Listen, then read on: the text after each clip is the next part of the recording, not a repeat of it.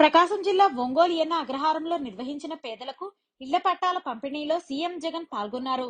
చరిత్రలోనే తొలిసారి పేదలకు ఇంటి స్థలాల రిజిస్టర్డ్ కన్వేయన్స్ డీడ్ చేస్తున్నామని, తద్వారా ఇళ్ల స్థలాలపై లబ్ధిదారులకే సర్వహక్కులు కల్పిస్తున్నామని జగన్ పేర్కొన్నారు. ప్రతి అడుగు పేదల సంక్షేమం కోసం వేశాం. ఈ 58 నెలల కాలంలో పేదల బతుకులు మారాలని అడుగులు వేశాము. దేశ చరిత్రలోనే 31 లక్షల మంది పేదలకు ఇళ్ల పట్టాలు ఇచ్చామని, పేదల కోసం పెత్తందారులపై అనేక పోరాటాలు చేశామని గుర్తు చేశారు.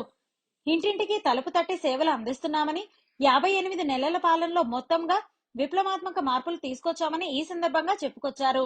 ఒక్క పేదవాడికి చంద్రబాబు సెంటు స్థలం ఇవ్వలేదని, మనం మంచి చేస్తుంటే కోర్టులకు వెళ్లి రాక్షసుల్లా అడ్డుకున్నారని ఆరోపించారు. పేదలకు మంచి జరగకుండా కోర్టులో 1991 కేసులు వేశారు. చంద్రబాబు కుట్రలను అధిగమించి పేదలకు ఇళ్ల పట్టాలు ఇస్తున్నామన్నారు. అన్ని వర్గాల ప్రజలను చంద్రబాబు మోసం చేశారని, రుణమాఫీ పేరుతో పొదుపు సంఘాల మహిళలకు మోసం చేశారని, చంద్రబాబు 650 హామీలిచ్చి 10% కూడా అమలు చేయలేదని అన్నారు.